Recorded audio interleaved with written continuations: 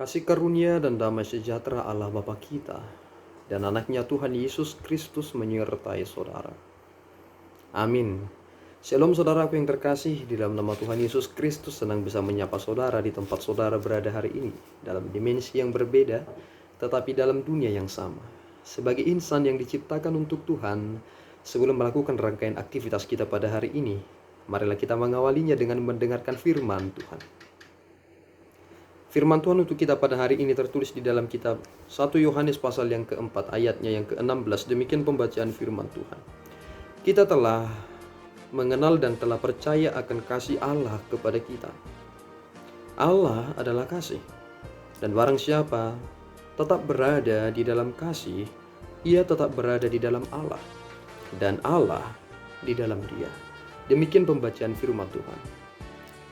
Saudaraku yang terkasihi di dalam nama Tuhan Yesus Kristus, supaya kita tidak keliru untuk memahami tentang kasih Allah dan mempermainkan kasih Allah, sehingga tidak menyadari bahwa perlunya pertobatan, maka pertama sekali untuk mengerti tentang kasih Allah adalah pertobatan. Bagaimana mungkin kasih Allah itu dapat kita rasakan dalam hidup kita jika kita tidak pernah diselamatkan, jika kita tidak pernah bertobat kembali kepadanya dan kemudian kita diperbaharui. Karena orang-orang yang hidup di dalam pengertian inilah, pengenalan inilah, memahami tentang bagaimana besarnya kasih Allah itu di dalam dirinya. Sehingga jelas ketika Yohanes berkata bahwa barang siapa tidak mengasihi sesamanya, maka Allah tidak ada di dalam dirinya.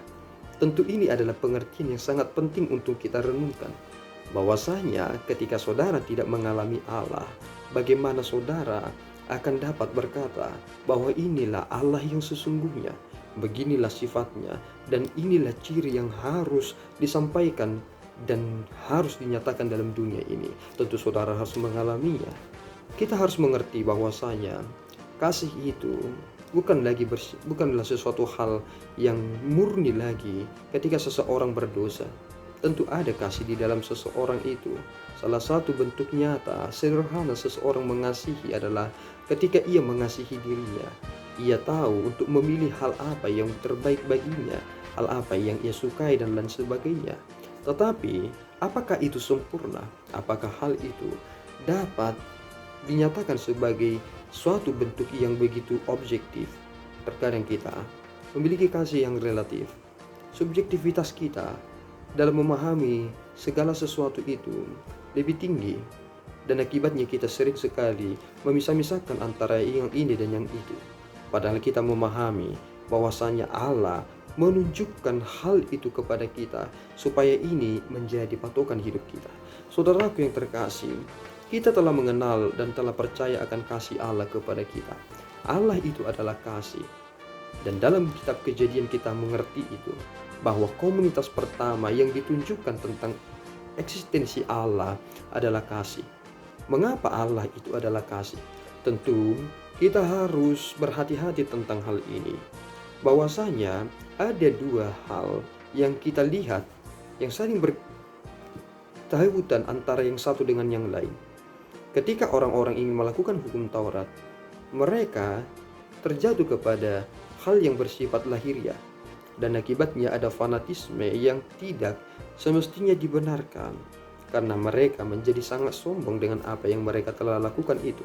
Sehingga Yesus Kristus berkata bahwasanya dalam hal menggenapi hukum Tuhan itu, maka kita harus mengasihi Allah dengan segenap hati, pikiran, dan kekuatan kita, dan mengasihi sesama kita seperti kita mengasihi diri kita sendiri. Tentu dalam fokus inilah kita menyadari bahwasanya Allah itu adalah kasih, tetapi Allah itu adalah kebenaran. Bahwasanya Allah itu memiliki aturan yang jelas. Barang siapa yang hidup di dalam perintah itu, tentu dialah orang yang mengasihi Allah. Bagaimana mungkin saudara berkata, aku mengasihi Tuhan tetapi tidak mengasihi orang lain? Di sanalah letak aturannya. Tetapi semakin saudara mengasihi Allah, maka implikasinya adalah saudara akan semakin mengasihi orang lain. Bukan sebaliknya. Ada orang yang berkata dirinya telah mengasihi Allah, tetapi membenci saudara-saudaranya, membenci orang tuanya, meninggalkan mereka, dan menganggap bahwa mereka tidak pernah ada. Apakah itu kasih yang diajarkan oleh Tuhan? Dan perhatikan baik-baik bahwasanya Petrus sebelum dia pada akhirnya melayani, 3 pertanyaan utama disampaikan kepadanya. Apakah engkau mengasihi aku? Gembalakanlah domba-dombaku. Apakah engkau mengasihi aku? Apakah engkau mengasihi aku? 3 kali. Mengapa hal ini sangat penting? Coba saudara pikirkan, jika saudara tidak terlebih dahulu mengasihi Tuhan dan langsung mengasihi domba-domba Allah, saudara akan tebang pilih.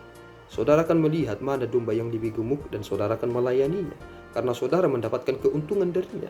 Tetapi jika saudara sungguh-sungguh melayani Tuhan, sungguh-sungguh mengasihi Tuhan, maka implementasinya saudara akan mengasihi sesama.